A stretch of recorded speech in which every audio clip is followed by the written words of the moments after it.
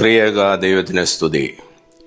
വിശുദ്ധ യോഹന്നാൻ എഴുതിയ സുവിശേഷം 12-ാം അധ്യായം 32-33 വാക്യങ്ങളിൽ നാം ഇപ്രകാരം വായിക്കുന്നു: താനോ ഭൂമിയിൽ ഉയർത്തപ്പെട്ടാൽ എല്ലാവരെയും എങ്കിലേക്ക് ആകർഷിക്കും. ഇത് താൻ മരിപ്പാനായിട്ടുള്ള മരണവിധം സൂചിപ്പിച്ചുകൊണ്ട് യേശു പറഞ്ഞതത്രേ. വലിയ നോമ്പ് കാലയളവ് കർത്താവിൻ്റെ ക്രൂശിനെ ധ്യാനിക്കുവാൻ ആഗോള ക്രൈസ്തവ സഭ വേർതിരിച്ചിരിക്കുന്ന സന്ദർഭമാകുന്നുവല്ലോ. നാം ജനിച്ചതുകൊണ്ട് മരിക്കുന്നു. യേശു മരിക്കാനായിട്ട് ജനിക്കുകയായിരുന്നു.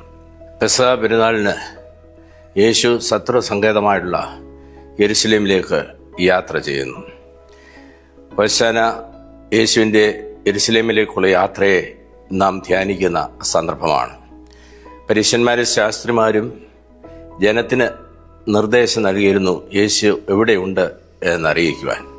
പെരുന്നാളിൽ നമസ്കരിപ്പാൻ വന്നവരിൽ ചില യവനന്മാരുണ്ടായിരുന്നു.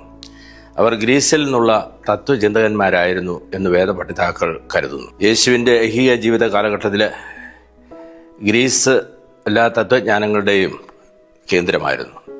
സോക്രട്ടീസും അരിസ്റ്റോട്ടിലും പ്ലേറ്റോയും ഒക്കെ രൂപപ്പെട്ടത് യേശുവിന് 300 വർഷങ്ങൾക്ക് മുൻപാണ്. അപ്രകാരമുള്ള ജ്ഞാനപീഠത്തിൽ ഉപവിഷ്ടനാക്കുവാൻ, യേശുവിനെ അപ്രകാരം പ്രതിഷ്ഠിക്കുവാൻ, ഉപവിഷ്ടനാക്കുവാൻ പ്രതീക്ഷിച്ചുകൊണ്ട് ഗ്രീസിൽ നിന്നുള്ള തത്വജ്ഞാനികൾ യേശുവിനെ കാണുവാനായിട്ട് ആഗ്രഹിക്കുന്നു. ശിഷ്യന്മാരുടെ അടുക്കൽ പറയുന്നു. അന്ത്രയോസും ഫിലിപ്പോസും ചേർന്ന് യേശുവിൻ്റെ അടുക്കൽ ഈ ആവശ്യം ഉന്നയിക്കുന്നു, ഗ്രീസിൽ നിന്നുള്ള യവനന്മാരുടെ ആവശ്യം. യേശു അതിനെ സ്വയം വെളിപ്പെടുത്താതെ കർത്താവ് പറയുന്നത്, ഗോതമ്പ് മണി നിലത്ത് വീണ് ചാകുന്നില്ല എങ്കിൽ അത് തനിയായിരിക്കും, ചത്തുവെങ്കിലോ വളരെ ഫലം കായ്ക്കും. മരണത്തിലൂടെ ജീവൻ എന്നുള്ള അതുല്യമായുള്ള ആശയമാണ് യേശു വെക്കുന്നത്. വിശുദ്ധ യോഹന്നാന്റെ സുവിശേഷത്തിൻ്റെ ഉദ്ദേശം തന്നെ അതാണ്. നിങ്ങൾക്ക് ജീവൻ ഉണ്ടാകുവാനും സമൃദ്ധിയായിട്ടുള്ള ജീവൻ ഉണ്ടാകുവാനുമാണ് ഞാൻ വന്നത്. താനോ ഭൂമിയിൽ ഉയർത്തപ്പെട്ടാൽ എല്ലാവരെയും എങ്കിലേക്ക് ആകർഷിക്കും. ഇത് താൻ മരിപ്പാനായിട്ടുള്ള മരണവിധം സൂചിപ്പിച്ചുകൊണ്ടത്രേ യേശു പറയുന്നത്. നമ്മുടെ കാഴ്ചപ്പാടുകൾ, ദർശനങ്ങൾ വലുതാകുമ്പോൾ അതിർവരമ്പുകൾ ചെറുതാകുന്നു. യേശുവിൻ്റെ ക്രൂശിലെ ഉയർത്തപ്പെടൽ യഹൂദ അതിർവരമ്പുകൾക്ക് അതീതമായി സകല മനുഷ്യർക്കുമുള്ള രക്ഷയുടെ സന്ദേശമാണ് വെളിവാക്കുന്നത്. ഇത് ക്രൂശിലെ മഹത്വീകരണത്തെക്കുറിച്ചാണ്, തേജസ്കരണത്തെക്കുറിച്ചാണ് യേശു ഇവിടെ പഠിപ്പിക്കുന്നത്. Crucifixion is glorification. യേശുവിൻ്റെ യെരുശലേമിലേക്കുള്ള രാജകീയ എഴുന്നള്ളത്ത് നൽകുന്നതായുള്ള സന്ദേശം ഒന്ന്, ഹോശാന മഹത്വീകരണമാണ്. യേശു ക്രിസ്തുവിൻ്റെ ക്രൂശിലെ മഹത്വീകരണത്തെക്കുറിച്ചാണ് പഠിപ്പിക്കുന്നത്. ഗോതമ്പ് മണി നിലത്ത് വീണ് ചാകുന്നില്ല എങ്കിൽ അത് തനിയായിരിക്കും, ചത്തുവെങ്കിലോ വളരെ ഫലം കായ്ക്കും. പ്രതിബന്ധങ്ങളെ അഭിമുഖീകരിക്കുന്നതായുള്ള യേശുവിനെ കുറിച്ചാണ് ഇവിടെ പഠിപ്പിക്കുന്നത്. ദൈവത്തിൻ്റെ ഭാഷ സ്നേഹത്തിൻ്റെ ഭാഷയാണ്, ത്യാഗത്തിൻ്റെ ഭാഷയാണ്, അനുകമ്പയുടെ ഭാഷയാണ്. ക്രൂശ് നൽകുന്നതായുള്ള സന്ദേശവും ത്യാഗത്തിൻ്റെ ഭാഷയാണ്. The tangible and non verbal expressions of Jesus. യേശുവിൻ്റെ അടുക്കൽ സബദി പുത്രന്മാർ ചെന്ന് പറഞ്ഞു, യാക്കോബ് യോഹന്നാനും, ഞങ്ങൾ ആരും നിന്റെ ഇടത്തും വലത്തും ആയിരിക്കുമെന്ന് യേശുവിനോട് ചോദിക്കുന്നു. ദൈവരാജ്യത്തിൽ ഉന്നതമായുള്ള സ്ഥാനങ്ങൾ കരസ്ഥമാക്കുവാൻ കച്ചകെട്ടി ഇറങ്ങിയ ഈ ശിഷ്യന്മാരോട് യേശു പറയുന്നു, നിങ്ങൾ യാചിക്കുന്നത് ഇന്നത് എന്ന് നിങ്ങൾ അറിയുന്നില്ല. യേശു വീണ്ടും പറയുന്നു, തന്നെ ചൂണ്ടിക്കാണിച്ചുകൊണ്ട് തന്നിലേക്ക് തന്നെ വിരൽ ചൂണ്ടിയിട്ട് പറയുന്നു, മനുഷ്യപുത്രൻ ശുശ്രൂഷിപ്പാനല്ല ശുശ്രൂഷിപ്പാനും അനേകർക്ക് വേണ്ടി തൻ്റെ ജീവനെ മറുവിലയായിട്ട് കൊടുക്കുവാനും അത്രേ വന്നത്. നിങ്ങളിൽ മഹാനാകുവാൻ ഇച്ഛിക്കുന്നവർ മറ്റുള്ളവർക്ക് ശുശ്രൂഷക്കാരനാകണം. നിങ്ങളിൽ ഒന്നാമനാകുവാൻ ഇച്ഛിക്കുന്നവനെല്ലാം ഒടുക്കത്തവനാകണം എന്ന് യേശു പഠിപ്പിച്ചു. ഈ ശിഷ്യന്മാർ യേശുവിൻ്റെ അടുക്കൽ ആവശ്യം ഉന്നയിക്കുമ്പോൾ മറ്റുള്ളവർക്ക് ശുശ്രൂഷയുടെ, സ്നേഹത്തിൻ്റെയും ത്യാഗത്തിൻ്റെയും അനുകമ്പയുടെയും ഭാഷ, ക്രൂശിൻ്റെ ഭാഷ വെളിപ്പെടുത്തുവാനായിട്ടാണ് അവരോട് ആവശ്യപ്പെടുന്നത്. രണ്ടാമത് യേശു പഠിപ്പിച്ചത് ഹോശാനയിലൂടെ പഠിപ്പിക്കുന്നത്, യാത്രയിലൂടെ പഠിപ്പിക്കുന്നത്. ഹോശാന ഒന്ന് മഹത്വീകരണത്തിൻ്റെ അനുഭവമാണെങ്കിൽ ഹോശാന ശുദ്ധീകരണത്തിൻ്റെ, വിശുദ്ധീകരണത്തിൻ്റെ അനുഭവമാണ്.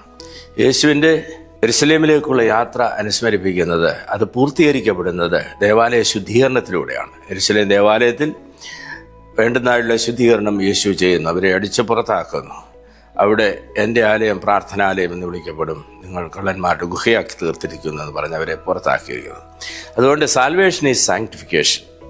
രക്ഷ എന്ന് പറയുന്നത് വിശുദ്ധീകരണമാണ് എന്ന് ഓർമ്മിപ്പിക്കുന്നു. യേശുവിൻ്റെ അടുക്കൽ പ്രധാന സ്ഥാനങ്ങൾ അന്വേഷിച്ച് ചെന്നായുള്ള ശിഷ്യന്മാരോട് കർത്താവ് ഉയർത്തെഴുന്നേറ്റ ശേഷം അതേ രാത്രിയിൽ വിശുദ്ധ യോഹന്നാൻ എഴുതിയ ശേഷം 20-ാം അധ്യായത്തിൽ നമ്മൾ വായിക്കുന്നുണ്ട്. ശബത്ത് നാളിൽ, ആഴ്ചവട്ടത്തിൻ്റെ 1-ാം നാളിൽ ശിഷ്യന്മാർ യഹൂദന്മാരെ പേടിച്ച് വാതിലടച്ചിരിക്കുകയും യേശു അവരുടെ മധ്യത്തിൽ ചെന്ന് അവരോട് പറയുന്നു, നിങ്ങൾക്ക് സമാധാനമെന്ന് പറയുന്നു. എന്നിട്ട് തൻ്റെ കൈയും വിലാപ്പുറവും അവരെ കാണിക്കുന്നുണ്ട്. കയ്യിൽ ആണിപ്പഴുതുണ്ട്, വിലാപ്പുറത്ത് മുറിപ്പാടുകളുണ്ട്. എന്നിട്ട് അവരുടെ മേൽ ഊതി, നിങ്ങൾ പരിശുദ്ധാത്മാവിനെ കൈക്കൊള്ളുകയും പിതാവിനെ അയച്ച പോലെ ഞാൻ നിങ്ങളെ അയക്കുന്നു എന്നവരോട് പറയുന്നു.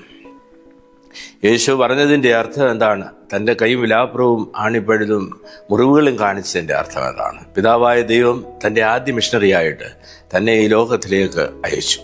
താൻ ആ വേല പൂർത്തീകരിച്ചപ്പോൾ ലോകം തനിക്ക് നൽകിയ പ്രതിഫലമാണ്, റിവാർഡാണ് എൻ്റെ കയ്യിലും വിലാപ്പുറത്തും നിങ്ങൾ കാണുന്നത്. ലോകം തനിക്ക് നൽകിയതായുള്ള പ്രതിഫലം കുരിശായിരുന്നു. ഞാൻ നിങ്ങളെ അയക്കുന്നു, നിങ്ങൾക്കും ഇതിൽ വലുത് പ്രതീക്ഷിക്കുവാൻ സാധ്യമല്ല. You do not expect a greater reward than what I received.